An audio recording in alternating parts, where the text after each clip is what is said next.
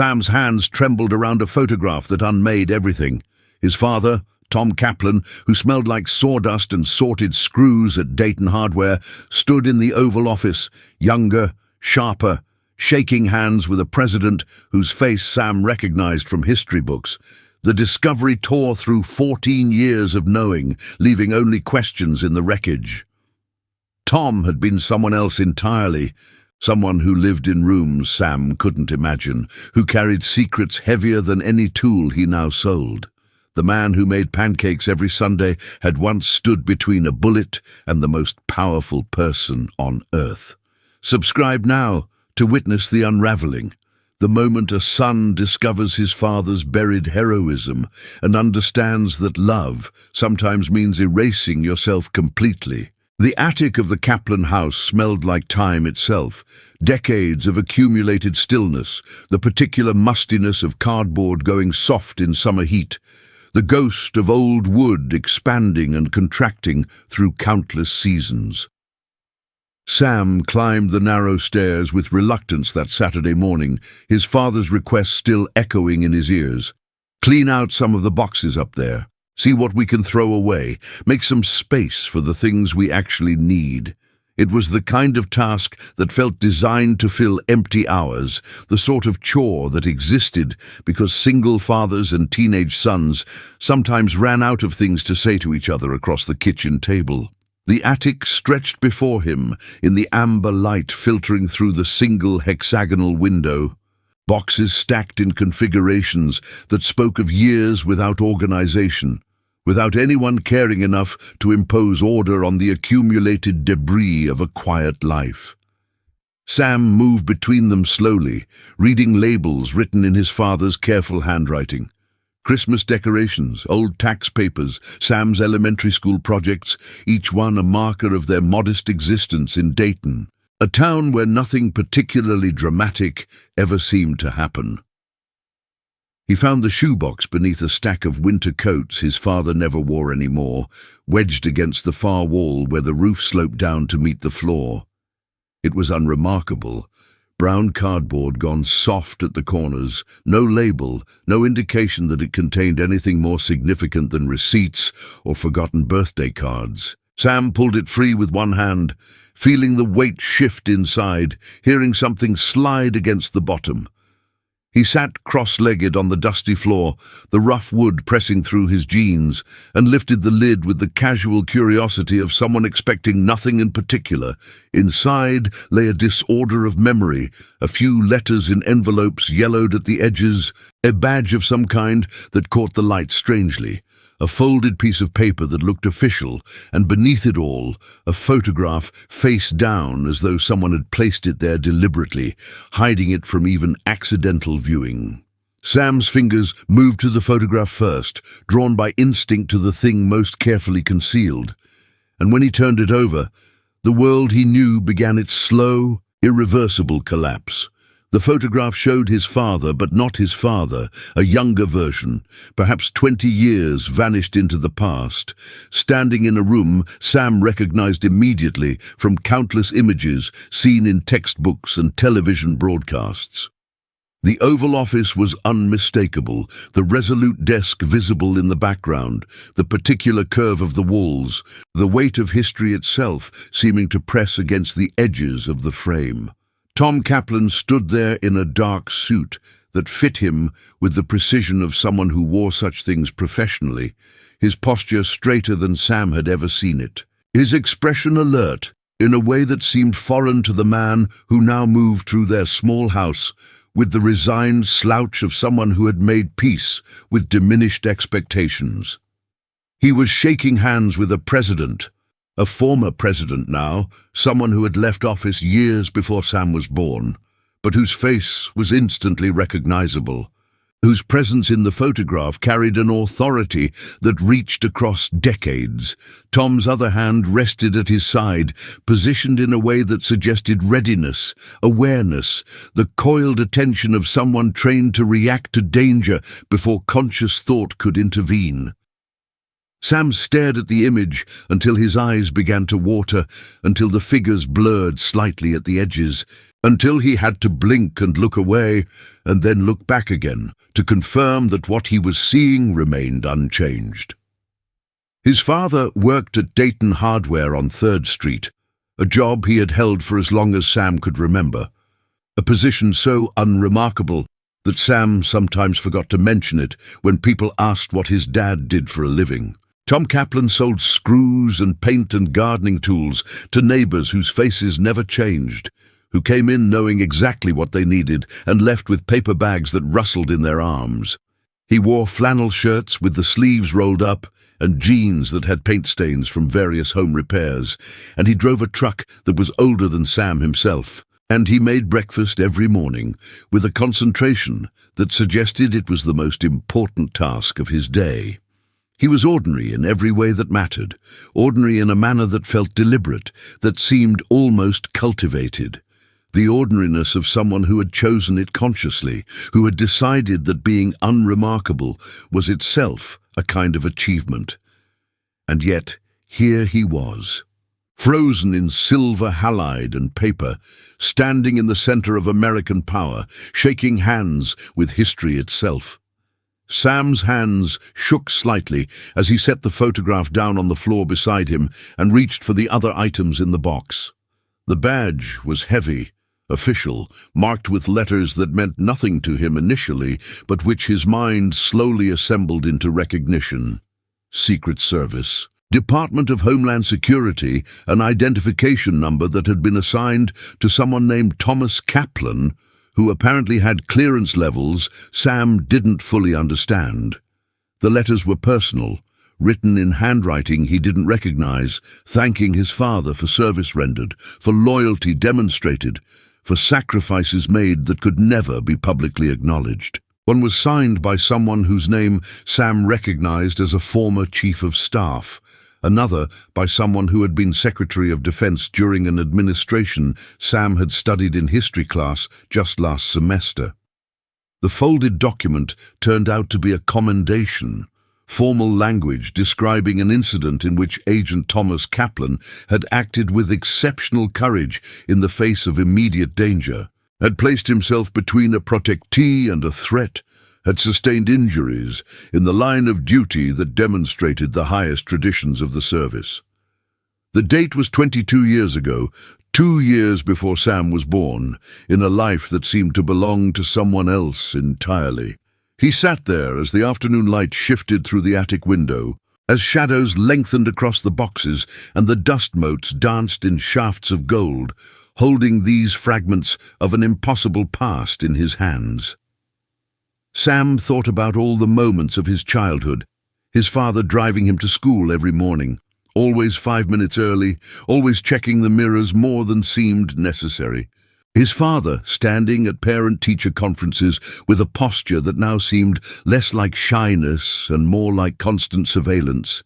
His father who never talked about his own childhood, his own past, who deflected questions with gentle skill and changed subjects with a grace Sam had always attributed to simple privacy rather than deliberate concealment. He thought about the scars on his father's left shoulder, visible sometimes when he changed shirts, marks Tom had always explained away as an old accident.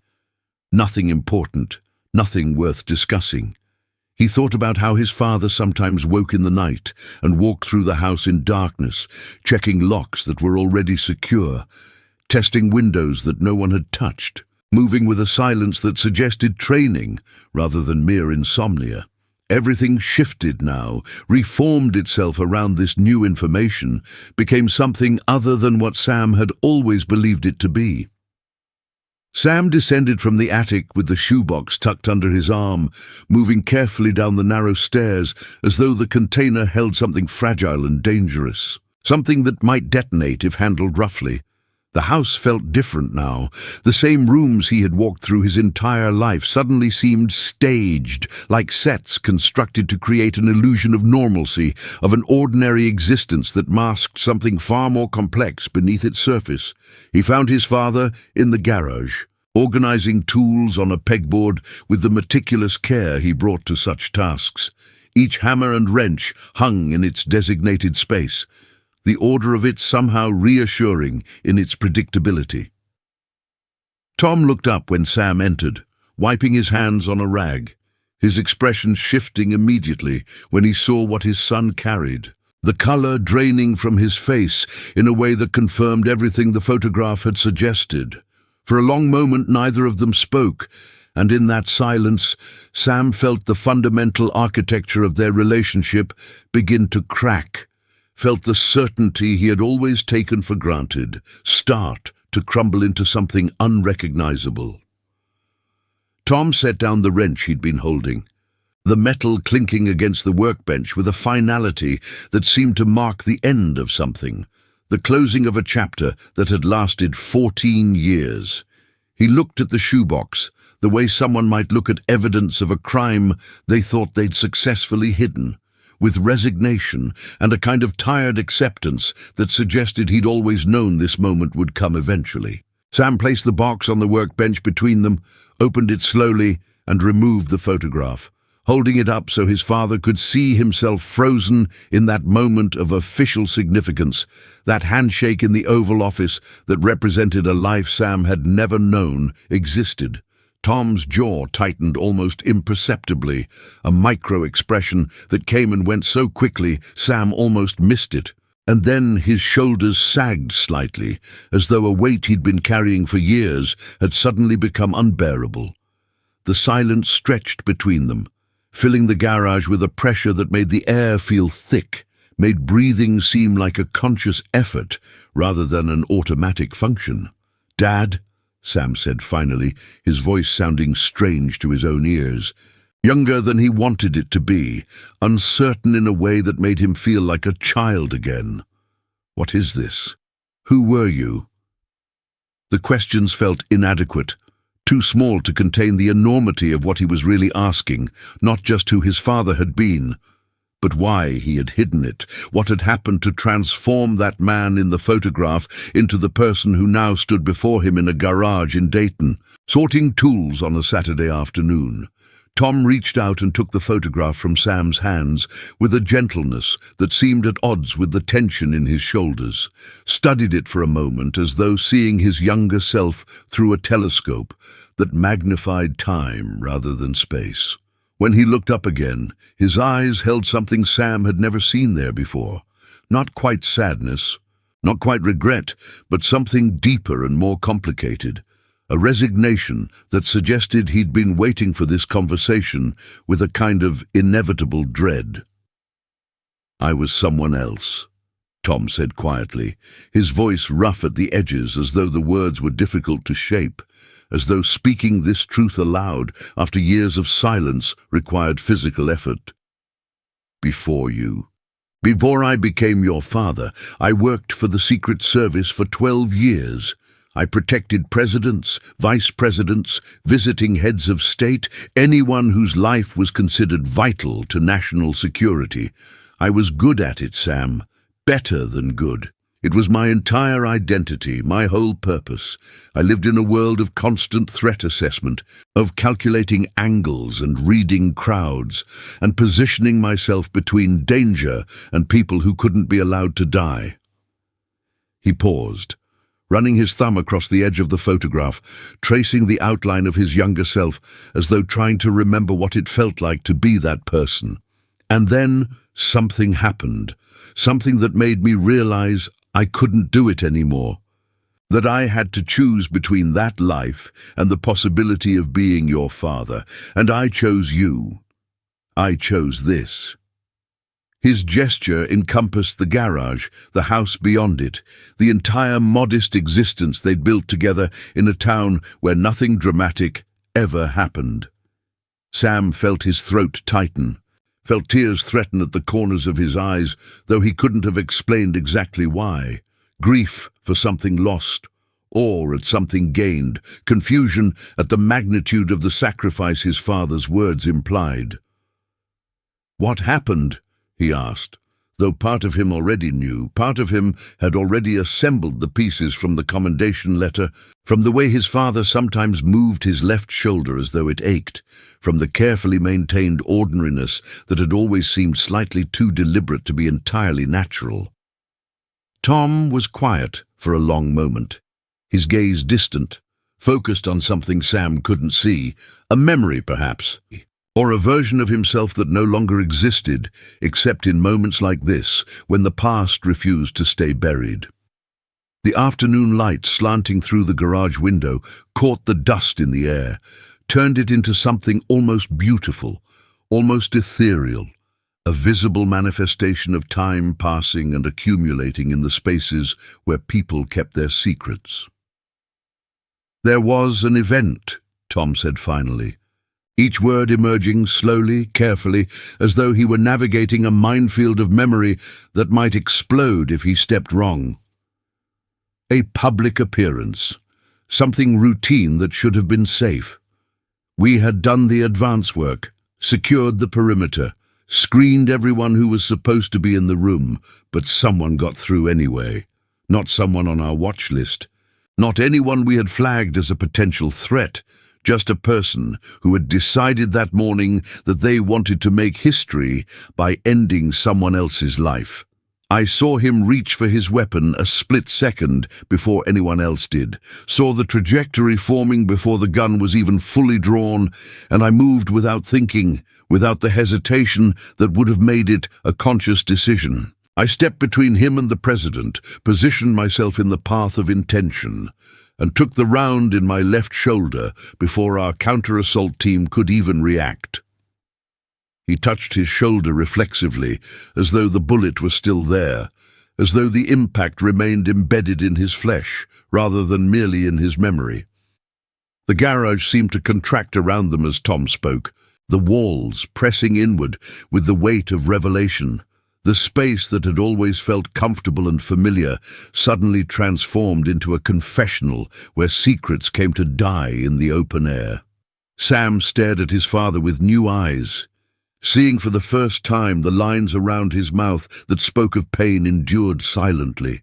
The way he held himself with a readiness that had nothing to do with the casual posture of a hardware store employee and everything to do with training that became instinct, that rewrote the body's responses until vigilance became as natural as breathing. Tom moved to a stool in the corner and sat down slowly, the motion revealing a stiffness in his left side that Sam had noticed before, but never questioned, attributing it to age or the physical demands of manual labor rather than to the lasting consequences of violence absorbed on behalf of someone else. The photograph lay between them on the workbench, that frozen moment of official gratitude and historical significance, a record of the moment before everything changed, before the man in that image made the choice that would eventually lead him to this garage, to this life, to this son who was only now beginning to understand what had been given up. "They saved my life," Tom continued, his voice steadier now, as though the initial difficulty of speaking had passed, and the words came more easily once the dam had been broken. "The surgeons, I mean. The bullet had fragmented, done damage to nerves and muscle tissue in ways that required multiple operations, months of physical therapy to regain basic function. I was lucky. If the angle had been slightly different, if I had moved a fraction of a second faster or slower, it would have hit the subclavian artery, and I would have bled out before anyone could help me. But luck is a strange thing in that world, Sam. I survived physically, recovered enough to pass the medical evaluations to be cleared for duty again. But something had changed inside me. Something that had nothing to do with the shoulder or the scars or the pain that still flares up when the weather changes. I had seen how quickly everything could end, how fragile the membrane was between living and dying, between being here and being erased from existence in the space between heartbeats. He stood and moved to the small window that looked out onto their backyard. The grass needing mowing, the fence that he'd painted himself 2 summers ago already beginning to peel in places.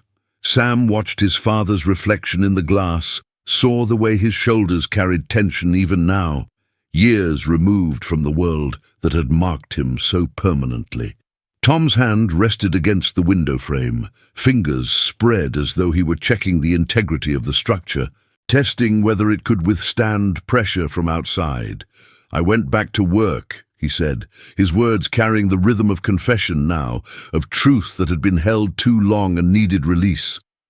"I stood my posts, ran my protection details, did everything I had done before the incident, but I couldn't shake this new awareness, this constant calculation of risk that had always been part of the job, but now felt different somehow, more personal. Every time I positioned myself between a protectee and a potential threat, every time I scanned a crowd, or cleared a room, or checked a rooftop, I thought about what it would mean to die doing this work. Not in an abstract way, but concretely, what it would mean for that death to be the end of me, for my existence to conclude in service to someone else's survival." Tom turned from the window and looked directly at his son, and in his eyes Sam saw something he'd never fully noticed before, a depth of feeling that had always been there, but which he'd been too young, too self-absorbed, too comfortable in his assumptions to recognize. "And then I met your mother," Tom said, and Sam felt his breath catch because his father almost never spoke about her, almost never acknowledged the woman who had died when Sam was 2 years old, whose face Sam knew only from a handful of photographs kept in a drawer he wasn't supposed to open. "She was a teacher at a school where I was working a protection detail for a visiting foreign dignitary. We talked during a break in the schedule, just casual conversation about nothing important. But something about the way she looked at me made me feel like a person rather than just a function, like I had value beyond my ability to absorb violence intended for others. We started seeing each other carefully, within the constraints of my security clearances and operational schedule. And for the first time in my adult life, I began to imagine a future that included something other than threat assessment and tactical positioning." Sam felt a strange sensation in his chest, a mixture of grief for the mother he'd never really known, and gratitude for the choice his father had made, the decision that had led to his own existence, even though it had come at such an enormous cost. Tom moved back to the workbench, picked up the badge from the shoebox, held it in his palm, as though weighing it against all the years that had followed his decision to set it aside. "When she got pregnant with you, I started doing the math differently," he said. "I started calculating not just the probability of threats, but the probability of you growing up without a father, the likelihood that my job would eventually put me in a situation where I didn't survive, where my dedication to protecting strangers would cost you the chance to know me. And I realized I couldn't do both. I couldn't be the kind of agent I had always been, willing to die at any moment for the job, and also be the kind of father I wanted to be, the kind who would be there for every birthday and every school play and every moment when you needed someone to believe in you." The garage had grown dimmer as they talked, the afternoon sliding toward evening, the light taking on that particular quality of ending that made everything feel both urgent and suspended, as though time were simultaneously rushing forward and standing still. Tom set the badge back in the box, with a finality that felt ceremonial, like a burial or an exorcism, the putting away of something that could no longer be carried forward. "So I resigned," he said simply. "I walked away from the service, from the identity I had built my entire adult life around, from the work that had defined me more completely than anything else I had ever done. Your mother and I moved here to Dayton, to a town where no one knew who I had been, where I could be just Tom Kaplan, regular person, husband, and then father, someone whose most dramatic daily decision was which shelf to restock first. And for 2 years, until she got sick, until the thing inside her that we didn't know about until too late took her away from both of us, I was happy in a way I had never been before.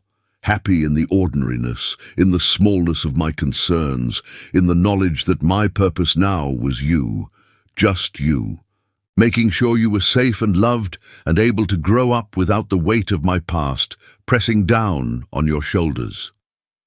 The revelation hung between them like smoke, visible but intangible, filling the garage with a presence that demanded acknowledgement, even as it resisted clear definition. Sam felt as though he were standing on a cliff edge, looking down into depths that had always been there beneath the surface of his life, but which he'd never suspected, never imagined could exist below the apparently solid ground of his daily experience. His father, Tom Kaplan, who drove him to school and helped him with math homework and attended parent-teacher conferences with a quiet attention that never drew focus to itself, had once lived in a world Sam could barely comprehend, a realm of presidential motorcades and threat matrices and split-second decisions that determined whether history continued forward or fractured into tragedy. The man who now stood before him in worn jeans and a faded work shirt, whose hands were calloused from years of manual labor, whose concerns seemed to revolve entirely around whether they needed to pick up milk on the way home, had willingly walked away from a life of significance that most people could only imagine, had chosen obscurity over importance, had selected Sam over everything else. "Why didn't you tell me?" Sam asked, his voice cracking slightly on the question, betraying the tangle of emotions he couldn't quite sort into distinct categories: confusion and gratitude, and a strange kind of grief for all the years he'd lived without knowing the truth about the person closest to him. Tom's expression shifted, something flickering across his features that might have been regret, or might have been the calculated weighing of options that Sam now understood was second nature to someone trained to assess every variable before committing to action. His father moved back to the stool and sat again, the motion careful, deliberate, and Sam recognized in it now the economical movements of someone who had learned to conserve energy, to never waste motion, to approach every action with intentional efficiency. The garage felt smaller now, more intimate, as though the sharing of secrets had somehow compressed the space between them, had eliminated distances that had always existed even when they were standing side by side. "Because I wanted you to have a childhood," Tom said after a long pause, his voice carrying the weight of something he'd clearly thought about many times, a decision revisited in the quiet hours when Sam was asleep and Tom moved through the house checking locks that didn't need checking. "I wanted you to grow up believing that your father was exactly what he appeared to be, someone ordinary, someone safe, someone whose past didn't contain violence or danger or the kind of choices that require you to decide in microseconds whether to put your body between a bullet and another human being. I wanted you to trust that the world was essentially stable, that the people around you were essentially who they seemed to be, that you didn't have to spend your life wondering what else might be hidden beneath surfaces that appeared solid and reliable." He paused, rubbing his left shoulder absently, that gesture Sam had seen 1,000 times but never understood, never connected to anything more significant than routine discomfort. Tom's gaze drifted to the photograph still lying on the workbench, that moment captured and frozen when he had been someone else entirely, when his identity had been bound up with protection and service rather than with the quiet routines of hardware retail and single fatherhood. "And maybe," he continued, his voice dropping slightly, becoming more introspective, "maybe I wanted to believe it myself, that I could leave that life behind completely, that I could become Tom Kaplan of Dayton, Ohio, without the prefix of former or retired, or any other modifier that would keep pulling me back to who I used to be. I wanted the reinvention to be total, absolute, so complete that even I could sometimes forget the years before you existed, before I chose this life over the one that nearly killed me." His words carried a complexity Sam was only beginning to grasp.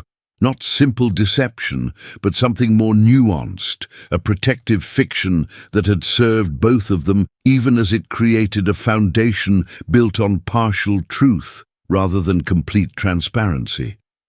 Sam thought about all the small moments of his childhood that now took on different dimensions, His father's insistence on always knowing exactly where Sam was, the way he'd taught Sam from an early age to be aware of his surroundings, to notice who was around him, to trust his instincts about people and situations.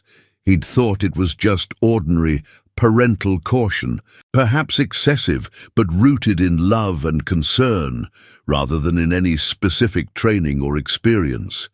Now he understood that every lesson had been informed by knowledge of how quickly safety could dissolve, how danger could emerge from apparent normalcy, how the world contained threats that most people never had to think about, but which someone like Tom had been trained to anticipate and neutralize. The way his father positioned himself in restaurants so he could see both entrances, the way he always parked facing outward for quick exits, the way he'd taught Sam to memorize escape routes in any building they entered, all of it had been the legacy of a life Sam had known nothing about. Instincts and training so deeply embedded they had become inseparable from his father's basic personality. "I'm sorry," Tom said suddenly. And the apology seemed to encompass more than just the keeping of secrets. It contained regret for the burden of knowledge Sam now carried, for the loss of the simpler narrative he'd believed about his own origins and his father's past, for the way revelation always complicated understanding rather than clarifying it. "I thought I was protecting you by not telling you. I thought it was better for you to have a father who seemed ordinary than to have one who carried this history around, like baggage, that could never be fully unpacked. But maybe I was protecting myself too, protecting the version of myself I wanted to be, the person I was trying to become by sheer force of will and daily practice. Maybe the silence was as much about my needs as yours." His honesty had a raw quality to it, an unfinished edge that suggested he was working through these thoughts even as he spoke them, that the conversation was revealing truths to him as much as to Sam. The evening had deepened outside, the garage window now reflecting their images back at them rather than showing the yard beyond. Father and son caught in a moment of transformation, the space between them filled with words that could never be taken back, knowledge that would permanently alter their relationship, even as it deepened Sam's understanding of what his father had sacrificed.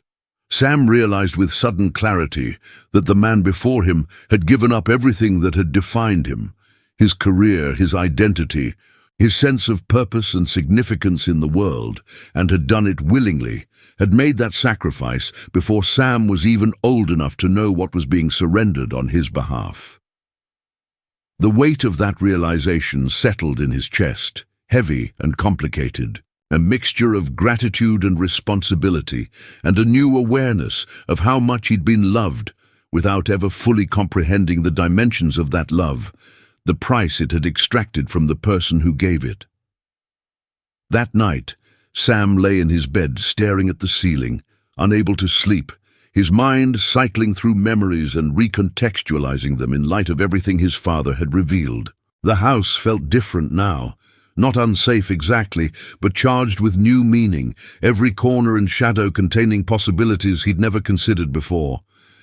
He thought about the way his father checked the windows before bed every night, a ritual Sam had always attributed to simple routine, but which now seemed like the residue of years spent calculating vulnerabilities, identifying potential points of entry for threats that probably didn't exist in Dayton, Ohio, but which Tom's training had hardwired him to anticipate regardless of actual probability. He thought about the go-bag in the hall closet, packed with clothes and documents and cash, which his father had always explained as earthquake preparedness, even though they lived in a region with virtually no seismic activity. He thought about how his father had taught him to drive, with an emphasis on awareness that went far beyond normal caution, how to check mirrors constantly, how to vary routes, how to position a vehicle for quick departure, how to recognize when someone might be following you, even though the likelihood of that ever happening in their quiet town was essentially zero. The photograph lay on Sam's desk now, propped against the lamp, that image of his father, young and capable, and standing in the center of American power. In the dimness of his room, it seemed almost to glow, to emit its own light, independent of any external source, as though the significance it contained generated illumination from within. Sam got out of bed and picked it up, studying the details he'd missed earlier in his initial shock. The way his father's eyes scanned even while he shook the president's hand, the alertness that suggested he was tracking multiple variables simultaneously, the coiled readiness of his posture that implied he could move from formal greeting to protective action in the space of a breath.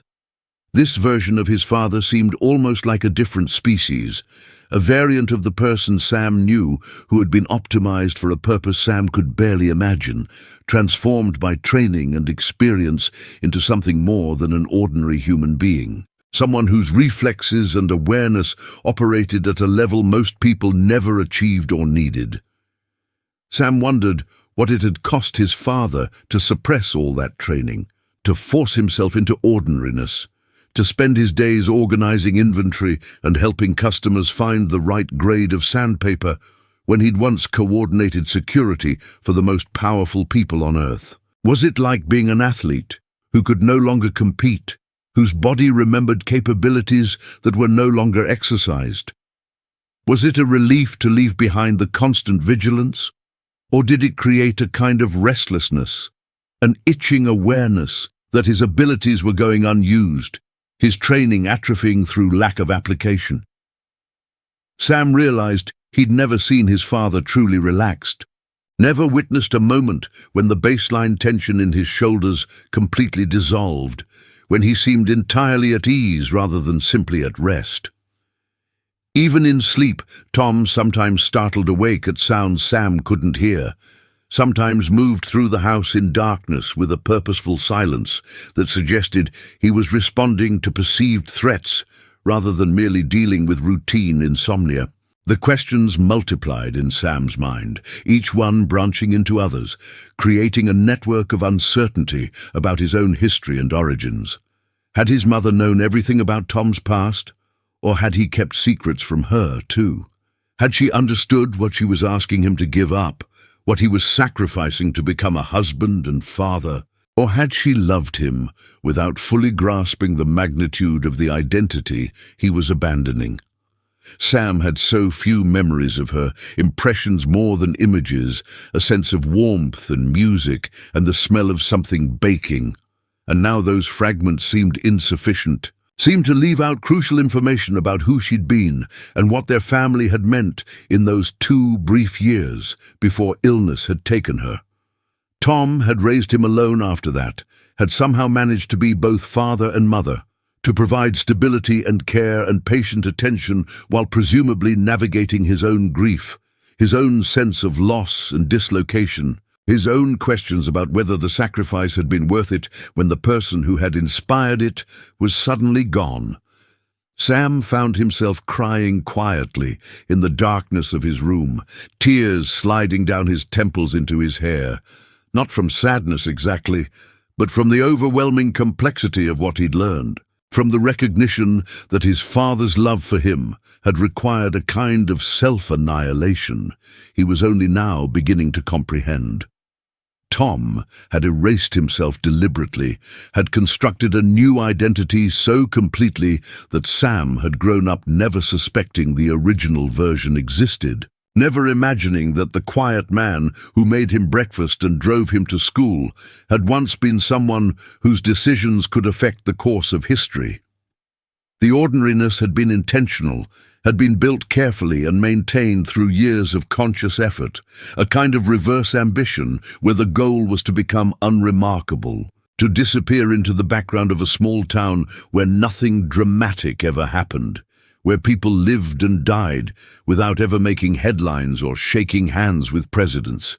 And yet, despite all the years of deliberate concealment, despite the careful construction of a life designed to obscure his past, Tom had kept that shoebox in the attic, had maintained those artifacts of his former self, even though every principle of security would have suggested destroying them, eliminating any evidence that could compromise his new identity or raise questions he preferred not to answer. Sam wondered why. Whether it was simple human inability to completely erase one's own history, or whether some part of his father had wanted eventually to be known, had preserved that evidence against a future moment when the truth could finally be revealed. Maybe Tom had always understood that perfect concealment was impossible, that eventually the past would resurface despite all efforts to keep it buried, and he'd chosen to control the terms of that revelation by keeping the evidence himself, by ensuring that when the truth emerged, it would come in a form he had curated rather than in some uncontrolled disclosure that might distort or sensationalize what had actually happened. The following days carried a strange quality, as though Sam were living in two realities simultaneously. The surface world, where everything continued as it always had, and a deeper dimension where every interaction with his father contained new layers of meaning that had always been present, but which he'd lacked the knowledge to perceive. Breakfast became a study in the gap between appearance and truth. His father making pancakes with the same patient attention he always brought to the task. But Sam, now noticing the way Tom positioned himself in the kitchen to maintain sightlines to both the front door and the window over the sink, the way his hands moved with economical precision that spoke of training rather than mere domestic competence. The drive to school that Monday morning felt different. Sam watching his father scan the road with an intensity that had always been there, but which Sam had never noticed, checking mirrors with a frequency that went beyond normal caution, positioning the truck in traffic with what Sam now recognized as tactical awareness rather than random choice. At school, Sam moved through his classes in a fog of distraction, his mind unable to focus on the immediate demands of teachers and assignments when larger questions consumed his attention. He kept thinking about the photograph, about the version of his father who had stood in the Oval Office wearing a suit that cost more than their current monthly grocery budget, whose handshake with a president represented a life of significance that seemed impossibly distant from the man who now spent his days restocking shelves and cutting keys for neighbors. During lunch, Sam sat alone in the cafeteria, pushing food around his tray without eating, trying to imagine what his father's days had been like in that other existence. The morning briefings about potential threats, the advance work before any public appearance, the constant calculation of angles and distances and vulnerabilities, the knowledge that at any moment he might need to make the decision Tom had actually made, to place his body between a bullet and another person's life. It seemed unreal, like something from a movie rather than something that had actually happened to someone Sam knew. Someone who now worried about whether they needed to winterize the pipes before the first frost.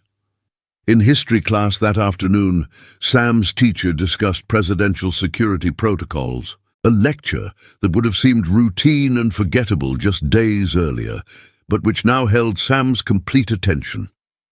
She described the layers of protection surrounding any president, the Secret Service agents who formed human shields around the most important office in the country, who trained constantly for situations most of them would never face, but which required absolute readiness, because the cost of failure was measured in historical catastrophe rather than mere personal consequence.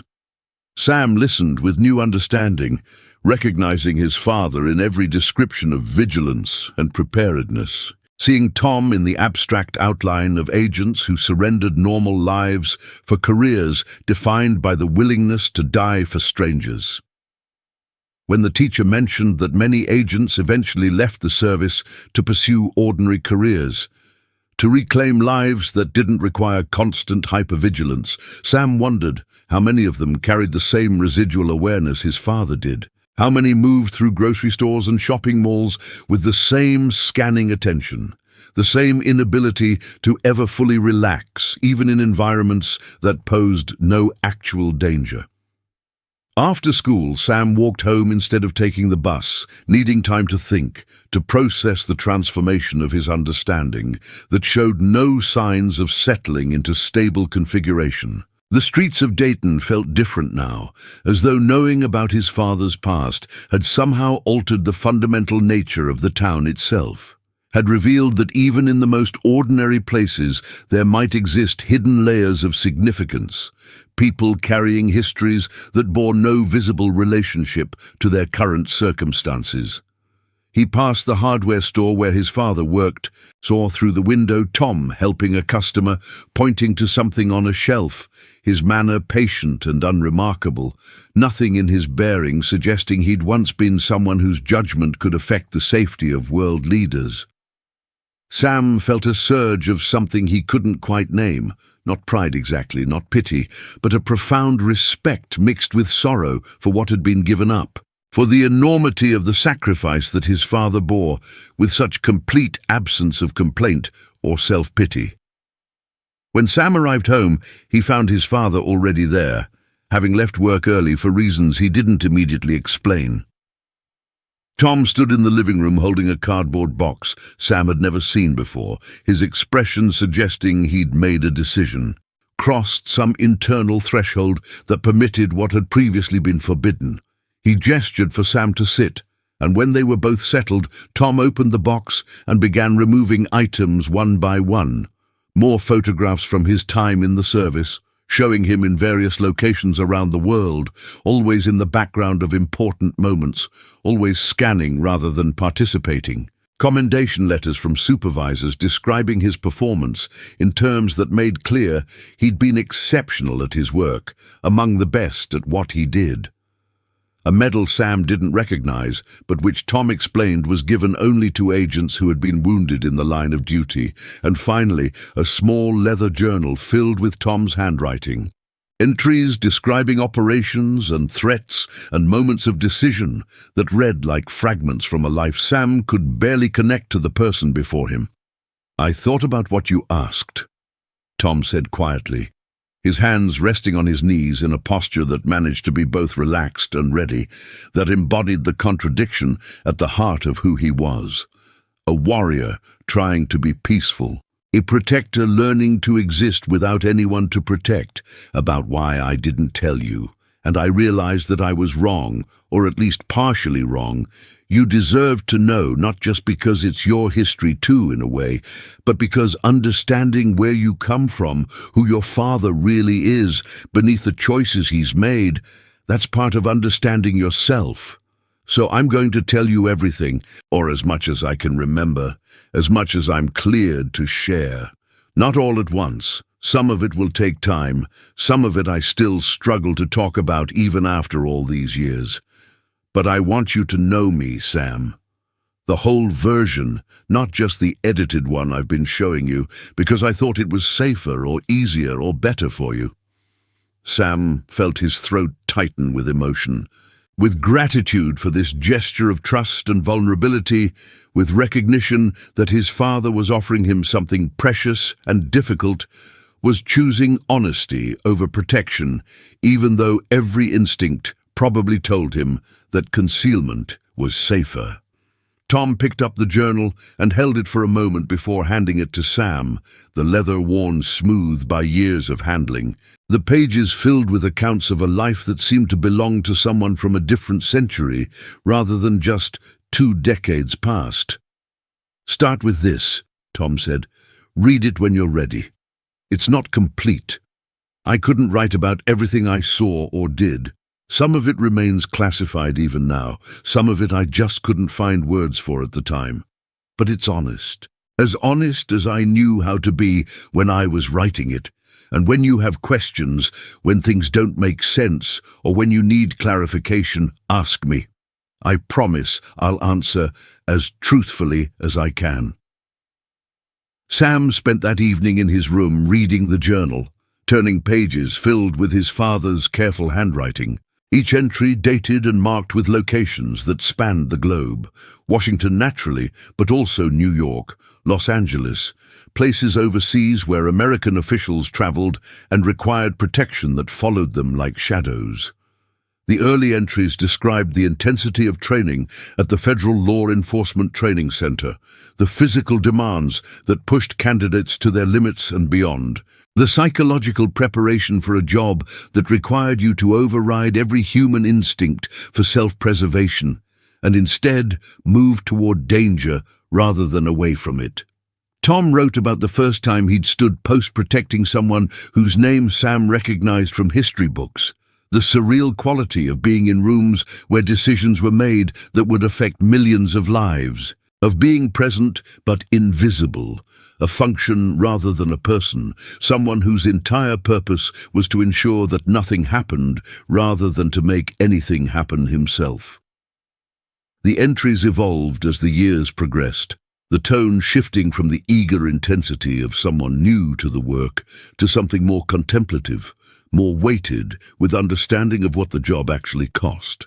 Tom wrote about missing his own father's passing because he was on overseas assignment, about relationships that ended because the demands of the service left no room for normal partnership, about the accumulating stress of years spent in constant readiness, the way hypervigilance became so deeply embedded it was impossible to turn off, even during rare moments of leave. He described the camaraderie among agents, the bonds formed between people who shared experiences most others couldn't understand, who had seen each other in moments of crisis and knew absolutely that they could depend on one another when everything else fell apart.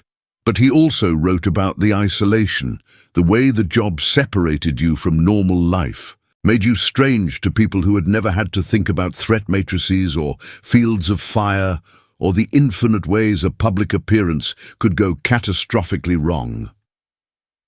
There were gaps in the journal, periods where weeks or months passed without entries, and Sam understood these must have been operational times when writing was impossible or inadvisable, when his father was fully immersed in protection details that left no space for reflection or documentation. But the entries that were there painted a picture of someone who took the work seriously, who understood its importance but also recognized its costs, who struggled with the tension between duty and the desire for something more personal, more connected to ordinary human needs rather than to abstract concepts of service and sacrifice. Sam found himself moved by his father's younger voice, by the person who had written these words before Sam existed, before the choice that would eventually lead to Dayton and hardware stores and the deliberate construction of an unremarkable life. That Tom had wanted things: love, family, purpose that extended beyond protection, and had begun even then to question whether he could reconcile those desires with the demands of the service. Then came the entry about the incident, written not immediately after but weeks later when Tom had recovered enough to hold a pen, when the pain had subsided to the point where he could think clearly about what had happened and what it meant. The handwriting was shakier here, less controlled, and Sam could see in the uneven letters the physical aftermath of trauma, the way his father's hand must have trembled as he tried to capture something that resisted clear articulation. Tom described the moment in clinical detail: the venue, the crowd, the positions of various team members, the sequence of events that had unfolded in seconds, but which had been processed by his training-accelerated perception as though time had expanded, allowing him to see and react before conscious thought could intervene. He wrote about the impact of the bullet, the strange disconnection between understanding intellectually that he'd been injured and the way his body continued to function for several seconds before shock and blood loss began to shut down non-essential systems. He described being on the ground, other agents forming a protective barrier around both him and the protectee, The confusion and shouting and the surreal quality of lying there, knowing he'd done exactly what he was trained to do and not sure whether to feel proud or terrified by that fact. But what struck Sam most powerfully was what came after the physical description, the paragraphs where his father tried to articulate the psychological impact of the incident, the way it had cracked something open inside him that he hadn't even known was sealed. Tom wrote about lying in the hospital during recovery, thinking about how close he'd come to dying, how the trajectory had been only inches from being fatal rather than merely injurious, and realizing that this had been exactly what he'd signed up for, what he'd agreed to when he took the oath and accepted the badge. But for the first time, he found himself questioning whether that bargain made sense, whether dedicating his entire existence to the possibility of dying for someone else's protection was actually the highest expression of human purpose, or whether it was a kind of erasure, a voluntary elimination of selfhood in service to abstract duty. He wrote about talking to the hospital chaplain, about expressing doubts he'd never articulated before, about the chaplain's response that service was noble, but that God had also created humans as individuals with their own inherent worth, not just as instruments for others' safety. The entries after the hospital stay showed his father wrestling with questions that had no clear answers, documenting his return to work and the strange experience of doing everything correctly while feeling fundamentally changed underneath, as though his outer performance remained professional while his inner conviction had been permanently altered. Tom wrote about meeting Sam's mother during this period, about how their conversations had opened possibilities he'd never seriously considered, how she'd looked at him not as an agent or a function, but as a person with his own needs and desires and potential futures that didn't require constant readiness to die. The final entries before the journal ended described his growing certainty that he couldn't continue indefinitely in the service, that he needed to choose between the identity he'd built and the possibility of something else, something that included love and family and ordinary concerns, rather than constant preparation for catastrophe. He wrote about his resignation with what seemed like relief mixed with grief, acknowledging both the liberation of leaving and the loss of purpose that came from walking away from work that had defined him so completely for so many years. Sam closed the journal as midnight approached, his eyes tired from reading, his mind overflowing with information and emotion that would take far longer than a single evening to process and integrate. He sat in the darkness of his room, the house quiet around him, and thought about the man sleeping down the hall, his father, who contained multitudes Sam had never suspected, who had lived an entire dramatic life before choosing to become ordinary for Sam's sake. The weight of that choice settled more heavily now that Sam understood its dimensions, now that he'd read Tom's own words describing the person he'd been, and the struggle involved in becoming someone else, in trading significance for safety, prominence for privacy, the center of historical moments for the margins of a small town where nothing dramatic ever occurred. It was a gift of such magnitude that Sam couldn't fully grasp it, could only feel its enormity pressing against his understanding, too large to be contained by normal categories of gratitude or appreciation. He went downstairs quietly, moving through the dark house with care not to wake his father, and found Tom sitting in the living room with only the streetlight's glow coming through the window, sitting in his armchair in a posture that suggested he'd been waiting, that he'd known Sam would need to talk after reading the journal. They looked at each other for a long moment without speaking, and in that silence Sam felt something shift between them, a new understanding taking root that acknowledged the complexity of their relationship. The way Tom's love had expressed itself through sacrifice Sam had never known to recognize or appreciate until now.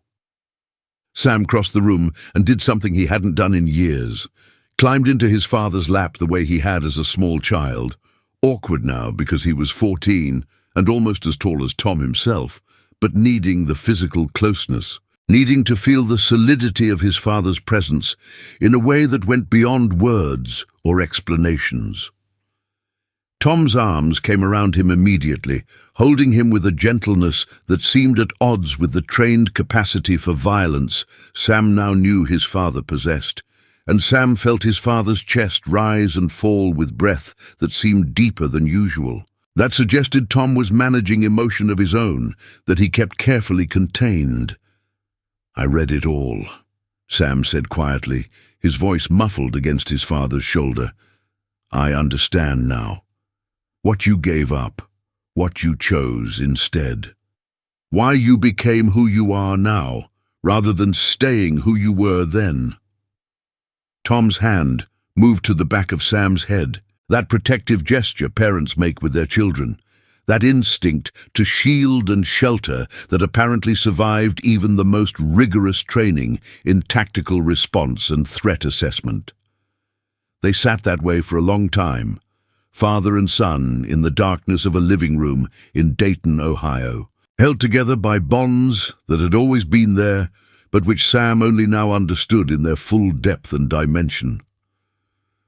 "I don't regret it," Tom said finally, his voice rough with feeling he rarely allowed himself to show. "Not for a moment, Sam. Everything I was before, everything I did and accomplished and survived, it all led me to the choice of you. And choosing you, choosing this life with you, it's been the most important thing I've ever done. More important than any protection detail, any moment in any room where history was being made. Because you're my history now, you're what I've made with the years I was given, and that matters more to me than anything I left behind." The words landed in Sam's chest like physical weight, like truth that had substance and mass, that couldn't be dismissed or diminished by doubt or uncertainty. He felt tears on his face and didn't try to stop them. Let them come freely because this moment seemed to demand that kind of honesty, that willingness to feel without restraint or self-consciousness. Sam thought about all the ways his father had been present in his life. Every breakfast made, every ride to school given, every homework problem patiently explained, every moment of attention and care that had seemed ordinary, but which now revealed itself as the daily practice of love, as deliberate choice, as conscious dedication. Tom had built their life together moment by moment, had constructed normalcy with the same intentional focus he'd once brought to security protocols and protection details, had made Sam's childhood a masterpiece of ordinary happiness that disguised the extraordinary sacrifice underlying every unremarkable day. And he'd done it without complaint, without asking for recognition, without ever suggesting that Sam owed him anything beyond the normal gratitude any child feels for a parent who cares for them well. The humility of it, the quiet nobility of choosing to be unknown rather than celebrated, to be ordinary rather than exceptional, to measure success not by public achievement, but by whether his son felt safe and loved. It overwhelmed Sam with admiration and respect that he struggled to articulate. "I love you, Dad," Sam said simply, the words inadequate but necessary, the only language available for what he felt. Tom's arms tightened around him slightly, and Sam heard his father's breath catch, heard in that small sound the impact of words that had been said many times before, but which carried new weight now, new meaning informed by full understanding of what they acknowledged. "I love you too, son," Tom replied, his voice steady despite the emotion underneath it. "More than anything in this world, more than any life I left behind, more than any other version of myself I might have been, you're what matters, you're what all of it was for." They remained there in the darkness, two people who shared blood and history and now shared truth. The barriers of concealment finally dissolved, the full dimensions of their relationship visible for the first time in its complicated entirety. Morning would come eventually, and with it the return to routine, School for Sam, work for Tom, the ordinary rhythms of life in a town where most people never experienced anything more dramatic than a disagreement at a school board meeting or a minor traffic accident on the highway. But something had changed permanently. Some understanding had been reached that would color everything going forward. Sam would move through his days now with fuller knowledge of what his father had been, what he'd sacrificed, what love had cost him, and what he'd gained by paying that price willingly. The photograph would remain on Sam's desk, that image of his father in the Oval Office shaking hands with the president, but it would exist now not as evidence of concealment, but as a reminder of choice. Of the moment before everything changed, before the man in that image decided that protecting one specific child mattered more than protecting the powerful, that building one ordinary life held more meaning than preserving the architecture of history. Tom had been a hero in the conventional sense, brave, skilled, willing to die for others. But Sam understood now that his father's greatest act of courage had been walking away from that identity, choosing obscurity over significance, becoming ordinary with the same dedication he'd once brought to being exceptional. And in that choice, in that daily recommitment to a life that would never make headlines or earn commendations, that would never be recognized as important by anyone who measured significance in traditional terms, Tom had shown Sam what love actually looked like when stripped of romance and abstraction, revealed in its most concrete form as the willingness to sacrifice everything you are for someone else's chance to simply be, to grow, to flourish in safety you've purchased with your own dreams and ambitions. It was a lesson Sam would carry forward into whatever future awaited him, an inheritance more valuable than any medal or photograph or memory of standing in rooms where history was made. His father had given him the gift of an unremarkable childhood, and Sam finally understood that there was nothing ordinary about that gift at all.